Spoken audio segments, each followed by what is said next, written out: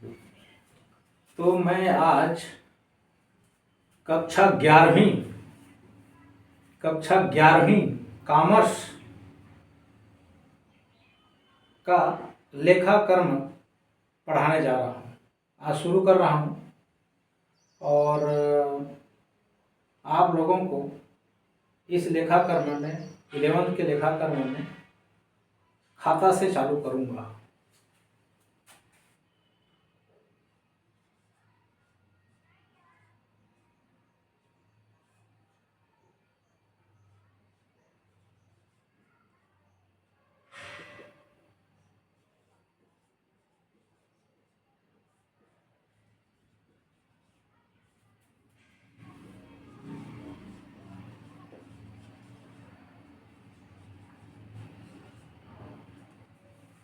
Accountancy, कक्षा 11वीं लेखा कर्म अकाउंटेंसी। मैं आप लोगों को खाता से शुरू करता हूँ।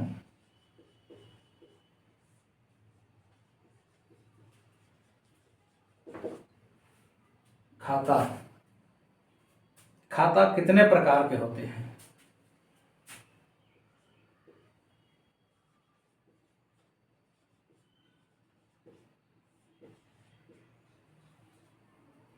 कॉमर्स में अकाउंट ही चलता है। पहले के अध्याय में थ्योरी है, थ्योरी आप लोग पढ़िएगा। मैं गणितीय आधार पर यहीं से चालू कर रहा हूँ कि खाते होते हैं, अकाउंट होते हैं। ऐसे आप लोगों ने नाम भी सुना होगा, खाता बही या अकाउंट। आप बाज़ार में जाते होंगे, कोई शॉप में जाते होंगे, तो लोगों का प्रत्येक व्यापारों में दुकानदारों के पास खाते होते हैं। मेरा खाता देख तो क्या है, कैसा है, इस टाइप से आप लोग बोलते रहते हैं। इस तरह से आप लोगों को कुछ न कुछ तो खाता के बारे में जानकारी है। तो वही खाते हमारे कॉमर्स में कितने प्रकार के होते हैं? तो ये 3 प्रकार के होते हैं।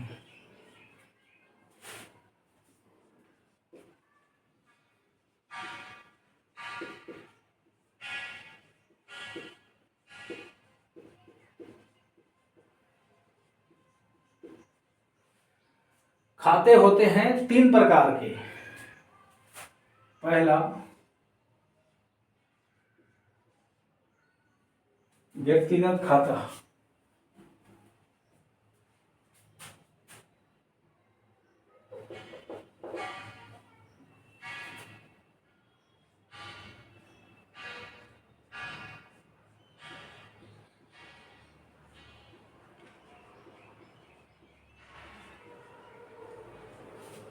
व्यक्तिगत खाता।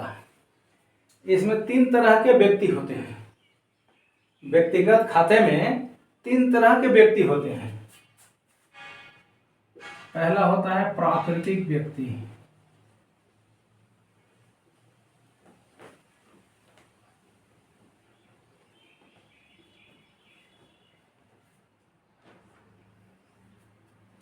दूसरा होता है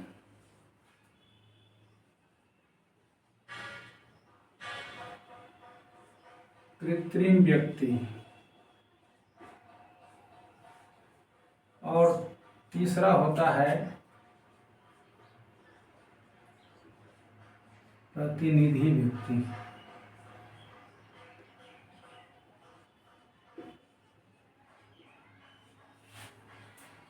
सबसे पहला खाता में व्यक्तिगत खाता होता है, पर्सनल अकाउंट बोलते हैं उसको। क्या बोलते हैं? Personal account. पर्सनल अकाउंट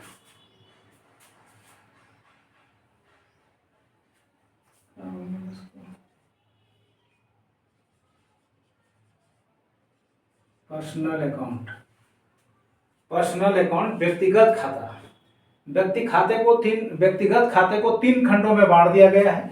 प्राकृतिक व्यक्ति, कृत्रिम व्यक्ति, प्रतिनिधि व्यक्ति। ठीक है, समझ आ रहा होगा। प्राकृतिक व्यक्ति, कृत्रिम व्यक्ति, प्रतिनिधि व्यक्ति। प्राकृतिक व्यक्ति में हम, आप, राम, श्याम, यही व्यक्ति आते हैं। जो वास्तव में आप मनुष्य को देख रहे हैं ना, वही सब मनुष्य को प्राकृतिक व्यक्ति बोलते हैं। उनके नाम जैसे राम, राम का खाता,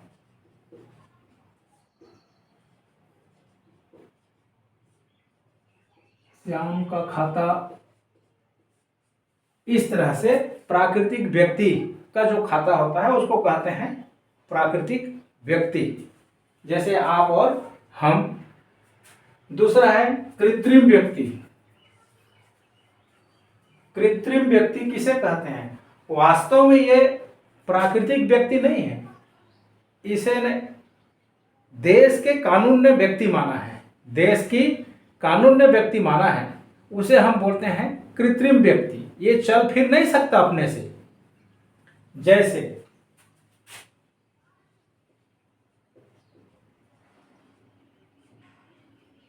बैंक,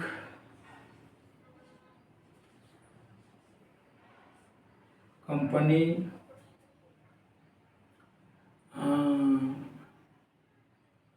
एवं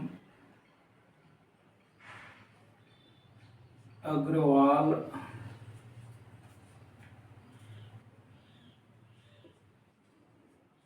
एंड ब्रदर्स, ये हैं कृत्रिम व्यक्ति। इसको वैधानिक मान्यता है कि ये व्यक्ति का दर्जा पाए हैं। ये चल फिर नहीं सकते, इसके हाथ पैर नहीं होते, लेकिन व्यक्तिगत खातों का नियम इसमें लागू होता है। आ रहा है समझ? तीसरा है प्रतिनिधि व्यक्ति।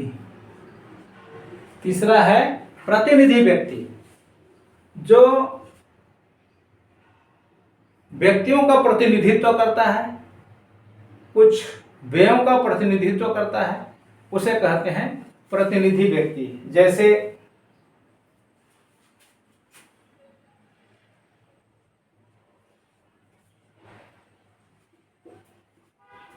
पूंजी खाता, आहरण खाता,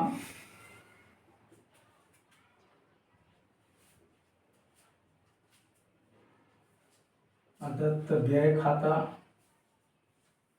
इस तरह के ये प्रतिनिधि होते हैं। ये जो खाते हैं ये स्वामी का प्रतिनिधित्व करते हैं, मालिक का प्रतिनिधित्व करते हैं। ये खाते पूंजी खाता, आहरण खाता और अदत्त व्यय खाता, बहुत सारे हैं, मैं कुछ को बताया हूं। ठीक है, तो ये व्यक्तिगत खाते के उदाहरण हैं। आ रहा है समझ? व्यक्तिगत खाते का उदाहरण है। दूसरा खाता है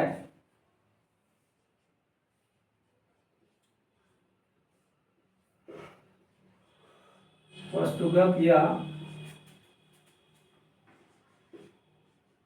वास्तविक खाता।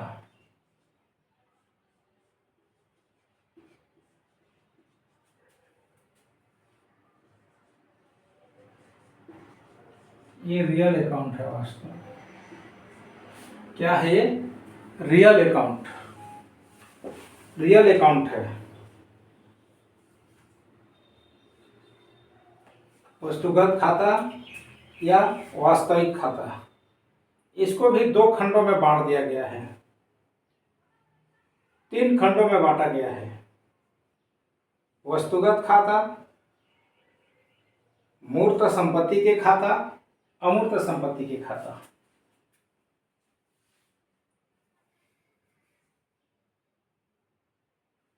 तो मैं आपको बताना चाहता हूं, इस वस्तुगत या वास्तविक खाता के अंतर्गत जितने जो वस्तु हम लोग देखते हैं, जितने वस्तु हम देख पा रहे हैं, ये सब वास्तविक खाते के अंतर्गत आते हैं। ठीक है, जैसे उदाहरण के तौर पर क्रय खाता, विक्रय खाता,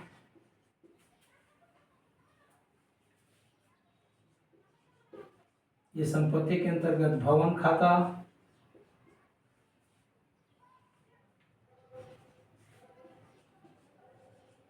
क्रय वापसी खाता,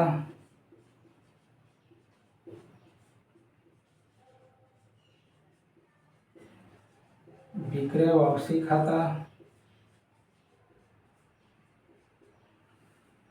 बहुत सारे हैं इसमें। जितने भी वस्तुएं हैं जिनमें संपत्तियां भी शामिल हैं, जिनमें संपत्तियां भी शामिल हैं, वो सारे वस्तु हैं। जैसे हम पंखा देख रहे हैं, पंखा संपत्ति है, तो पंखे का खाता। बिल्डिंग देख रहे हैं, भवन का खाता। फर्नीचर देखते हैं, वस्तु है, वो भी वास्तविक खाता के अंतर्गत आता है, लेकिन वो संपत्ति है, इसलिए फर्नीचर का खाता। इस तरह से जो भी चीज हम देख पा रहे हैं, जिनका लेन देन होता है, वो सब वास्तविक खाता में आते हैं। ठीक है। और तीसरा है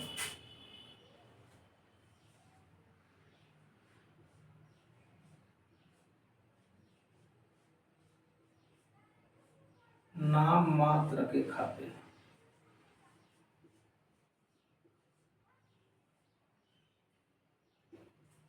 नॉमिनल अकाउंट, क्या कहा जाए, नॉमिनल अकाउंट।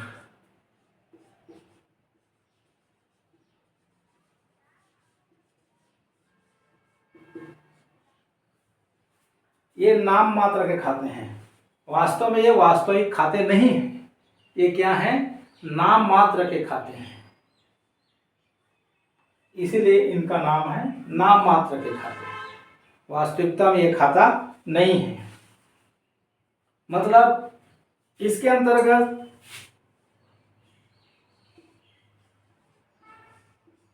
समस्त व्यय एवं आय हानि ये सब आते हैं। जैसे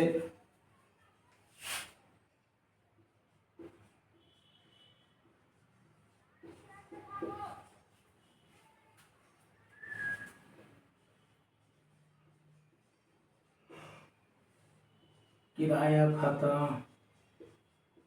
वेतन खाता,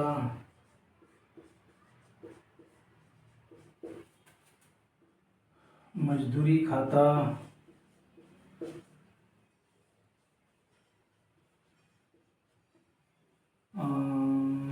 डाक व्यय खाता,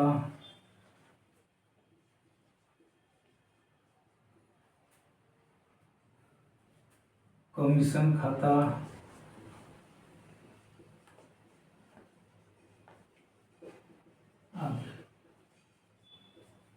ये सब आते हैं। ये नाम मात्र के खाते हैं, बहुत सारे हैं। बट्टा खाता है, डूबत ऋण का खाता है, हरास खाता है, कई प्रकार के खाते हैं। दान खाता है। ठीक है।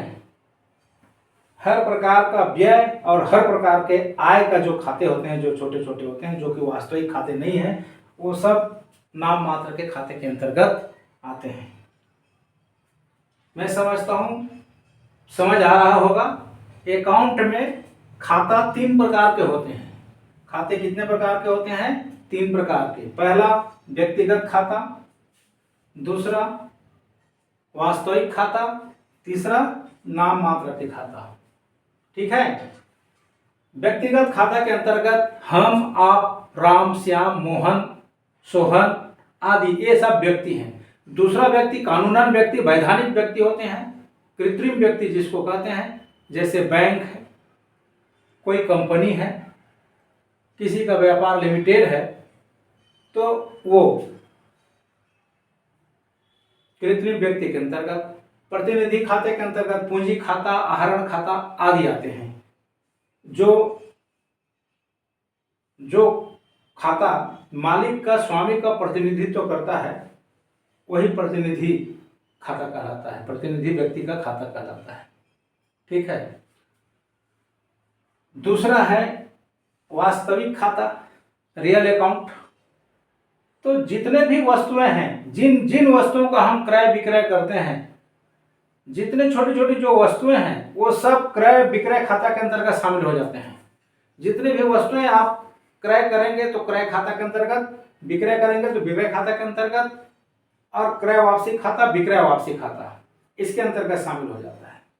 उसके बाद संपत्तियां हैं बहुत सारे, वो सारे संपत्तियां वास्तविक खाते के अंतर्गत आते हैं, जैसे भूमि खाता, भवन खाता, मशीन खाता, फर्नीचर खाता, ये। उसके बाद और भी संपत्तियां हैं, ख्याति है,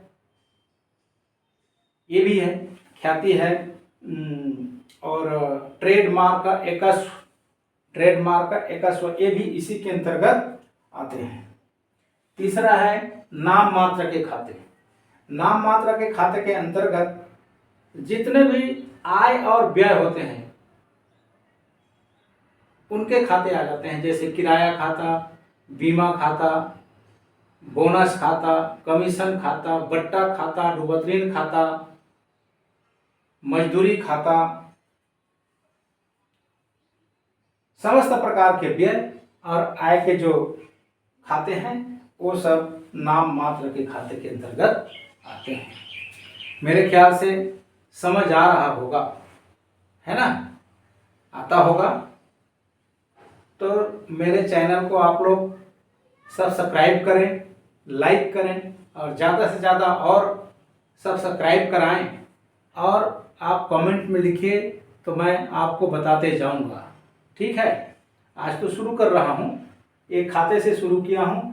अब इन खातों का नियम बता रहा हूं मैं आपको। ये खातों का जर्नल में लेखा करने का नियम, जर्नल व्यापार के प्रारंभिक पुस्तक होती है, व्यापार की प्रारंभिक पुस्तक, उस पुस्तक में लिखने के नियम, उसको बोलते हैं जर्नल में लेखा करने का नियम। ठीक है, वो नियम बता रहा हूं मैं।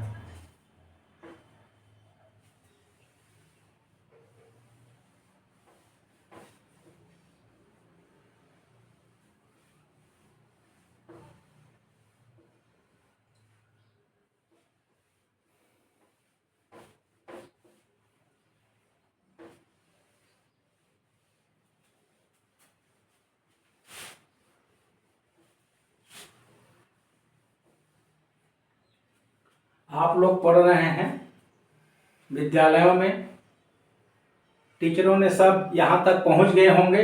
मैं समझता हूँ खाते के बारे में थोड़ा बहुत तो विद्यालय में आपके दिमाग में आया ही होगा कि क्या होता है। आप यहाँ आप देखिए तो क्लियर और समझ आ सकता है। व्यक्तिगत खाता, ये मैं बता रहा हूँ आपको, जर्नल में लेखा करने का नियम। जर्नल में लेखा करने का नियम। व्यक्तिगत खाता के अंतर्गत लेखा कैसे होता है, जर्नल में प्रविष्टि कैसे करते हैं हम, तो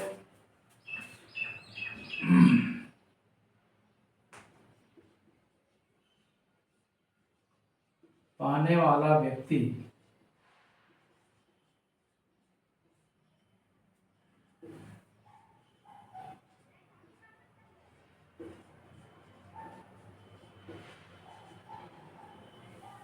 वाला व्यक्ति डेबिट होता है। ठीक है, पाने वाला व्यक्ति डेबिट होता है।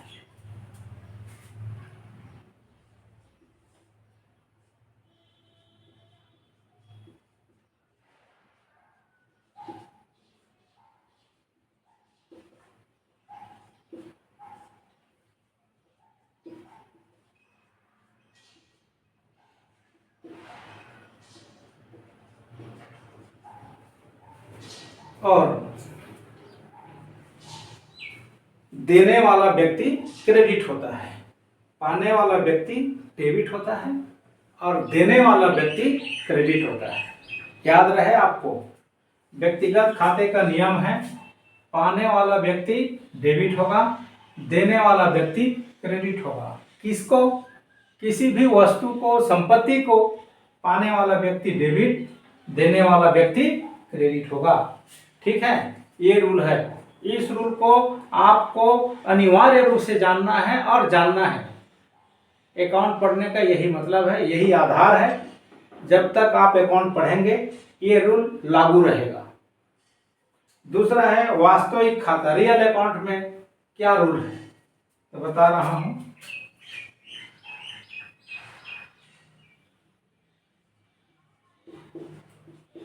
व्यापार में आने वाला वस्तु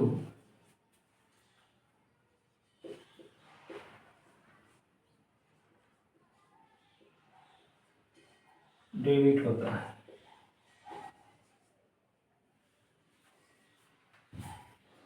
व्यापार में जो भी वस्तु बाहर से आती है, व्यापार में जो भी वस्तु बाहर से आती है, तो आने वाला वस्तु का खाता हम डेबिट करते हैं। आने वाला वस्तु का खाता डेबिट होता है। ठीक है, वस्तु का खाता।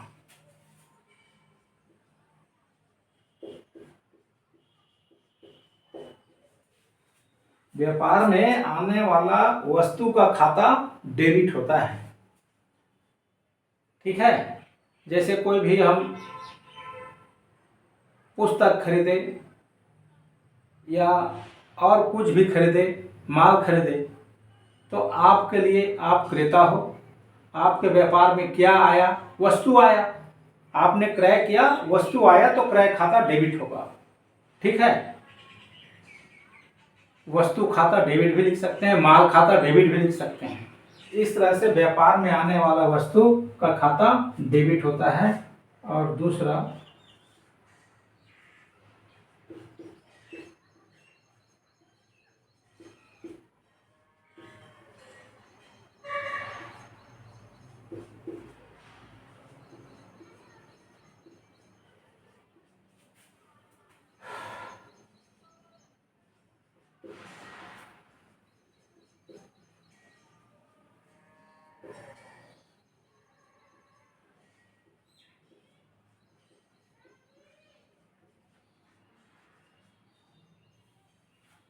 और व्यापार से बाहर होने वाला वस्तु का खाता क्रेडिट होता है।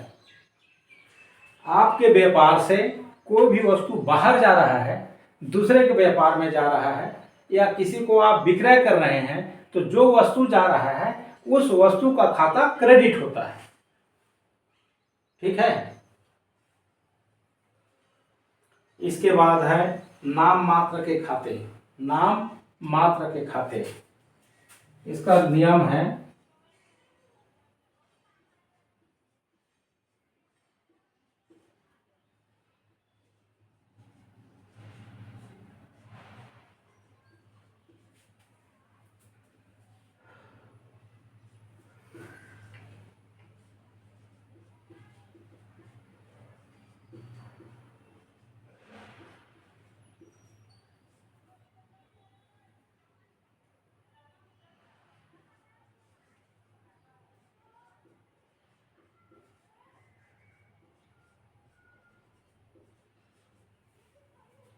समस्त व्यय एवं हानियों के खाते डेबिट होते हैं। समस्त व्यय एवं हानियों के खाते डेबिट होते हैं। दूसरा,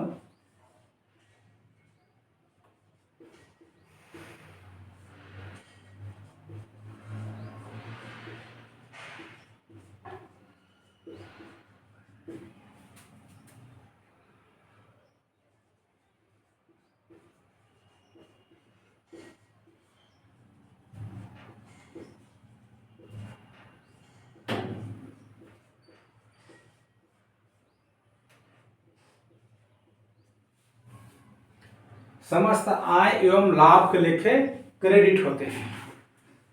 समस्त आय एवं लाभ के लेखे क्रेडिट होते हैं।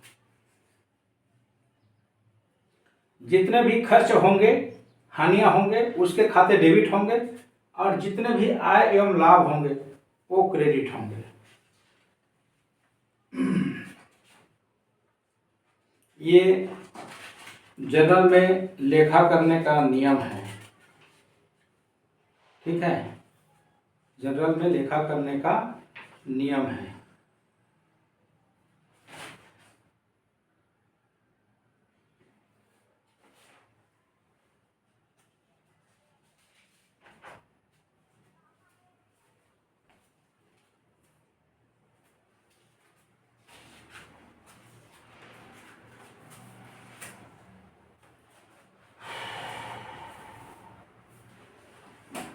आ रहा है समझ, आना चाहिए।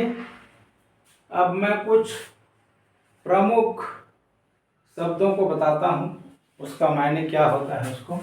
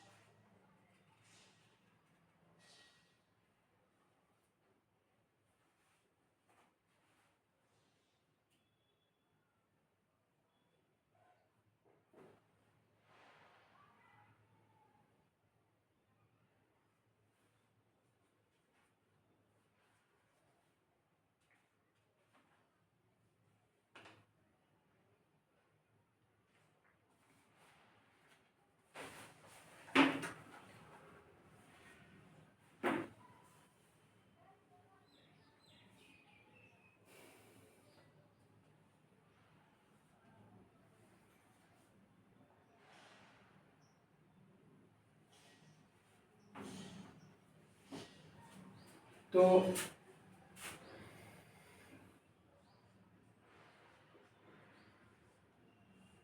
स्वामी या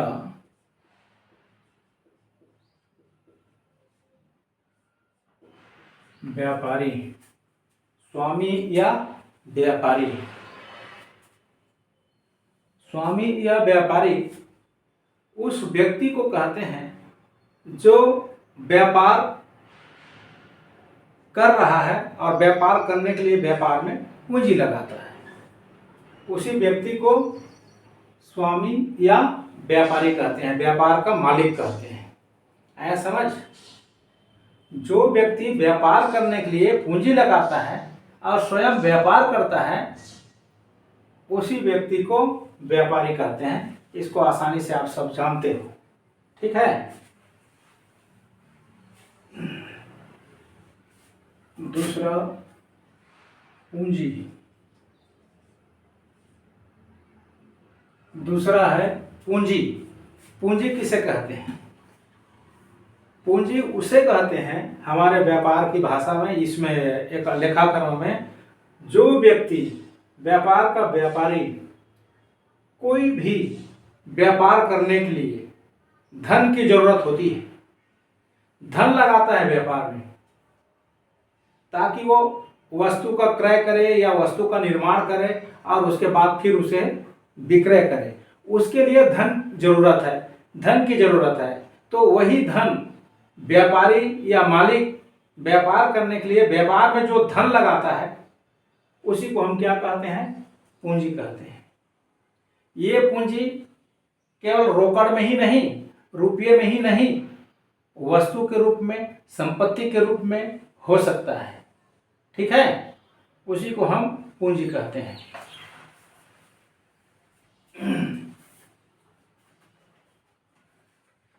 और इसीलिए जो व्यापारी पूंजी लगाता है, जो व्यापारी पूंजी लगाता है, तो इस पूंजी खाते का प्रतिनिधित्व करता है कौन? व्यापारी का प्रतिनिधित्व करता है कौन? पूंजी खाता। अभी अभी मैं बताया था प्रतिनिधि व्यक्ति, तो व्यापारी का प्रतिनिधित्व करता है पूंजी खाता, ठीक है। इसके बाद आता है आहरण।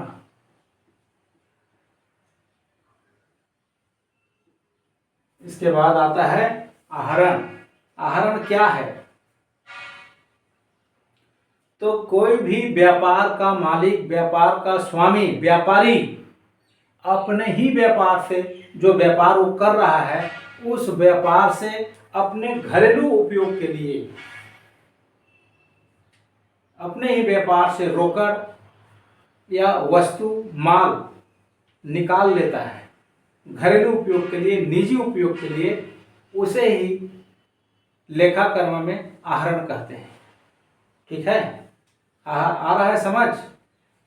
व्यापार का मालिक अपने व्यापार से ही अपने निजी खर्च या घरेलू खर्च के लिए व्यापार से रोकड़ या माल निकालता है, उसे कहा जाता है आहरण। ठीक है, ये जानना जरूरी है।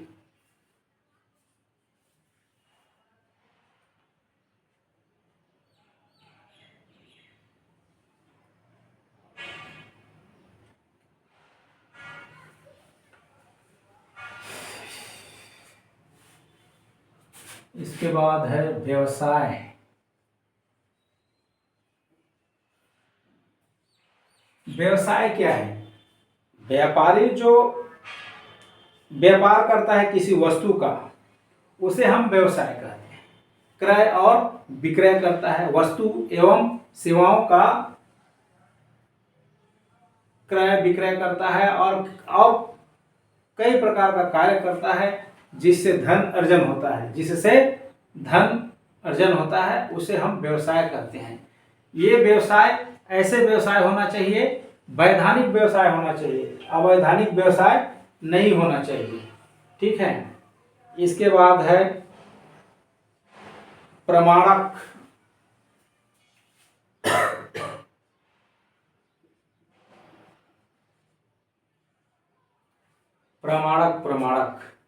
प्रमाणक क्या है? वाउचर। ठीक है, प्रमाणक माने होता है वाउचर। आप एक व्यापारी हैं और कहीं से माल क्रय कर रहे हैं, तो क्रय करेंगे तो विक्रेता व्यापारी से आप जितना माल खरीदे हैं बोलोगे रसीद दे दो, तो एक रसीद बना के देता है, वही प्रमाणक है। क्योंकि भविष्य में वो काम आएगा, प्रमाणक भविष्य में काम आएगा, इसीलिए उसका नाम क्या है? प्रमाणक है। ठीक है, इसके बाद होता है ऋण।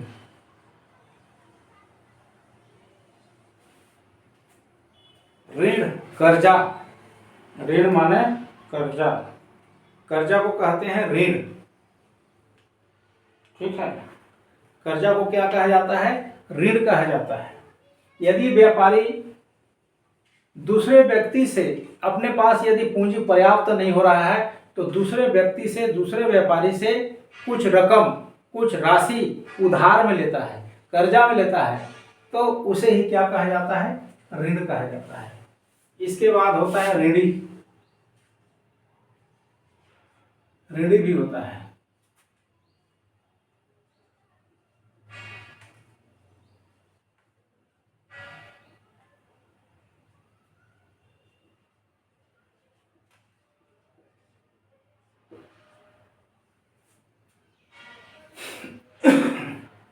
ऋणी, देनदार या अधमर्ण किसे कहते हैं?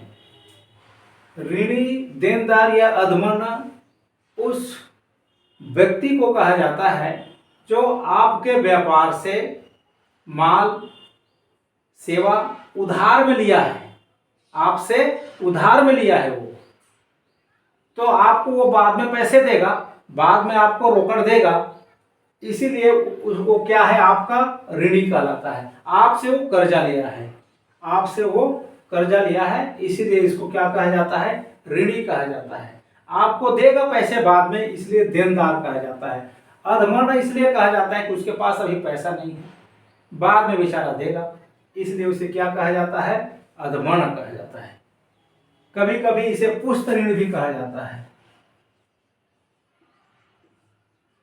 देनदार को ही पुस्त ऋण कहा जाता है, क्योंकि इसे पुस्तक में लिखना पड़ता है देनदार के रूप में, इसीलिए इसको पुस्त ऋण भी कहा जाता है। ठीक है, इसके बाद लेनदार होता है। लेनदार को उत्मन्न भी बोलते हैं। उत्मन्न भी बोलते हैं। ये लेनदार कौन है? आप व्यापारी हैं, आप दूसरे व्यापारी से माल या संपत्ति उधार में खरीदे हैं। आप व्यापारी हैं और दूसरे व्यापार से या दूसरे व्यापारी से या व्यक्ति से व्यापार के लिए आप माल उधार में लिए हैं, जिसका भुगतान अभी आपने नहीं किया है, आप उसको बाद में दोगे, तो आपका आपसे रोकड़ लेने वाला लेनदार, आप उसको बाद में पैसे दोगे, वही क्या है? आपका लेनदार कहलाता है। उसे उत्मर्ण भी कहते हैं, उसे उत्मर्ण कहते हैं। इसके बाद होता है स्टॉक। स्टॉक को रहतिया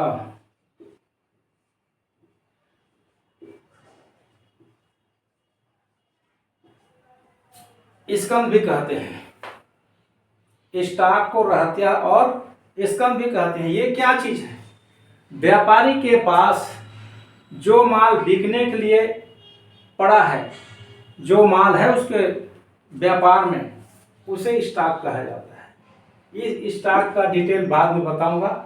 इसमें दो तरह के स्टॉक होते हैं, प्रारंभिक स्टॉक और अंतिम स्टॉक। मूल रूप से दो प्रकार के होते हैं, उसको बाद में समय आएगा बताऊंगा। लेकिन स्टॉक या रहतिया क्या है? जो आपके व्यापार में माल बिकने के लिए मौजूद है, वही क्या कहलाता है? स्टॉक कहलाता है। ठीक है।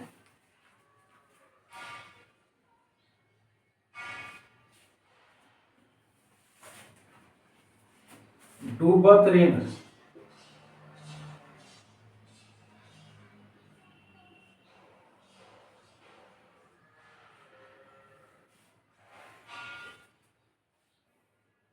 इसे अशोध्य ऋण भी कहा जा सकता है।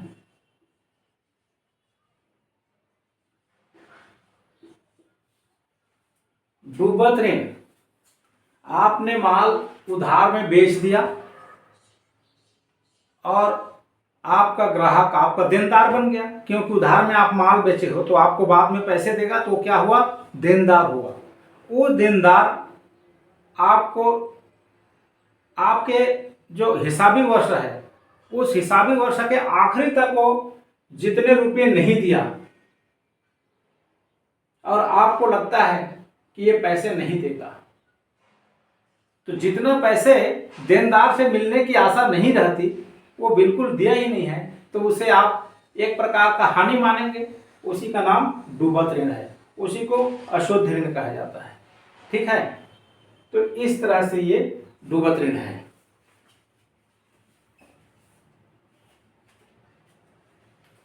तो मैं आज आप लोगों को इतना बता रहा हूं, फिर कल आगे बढ़ूंगा।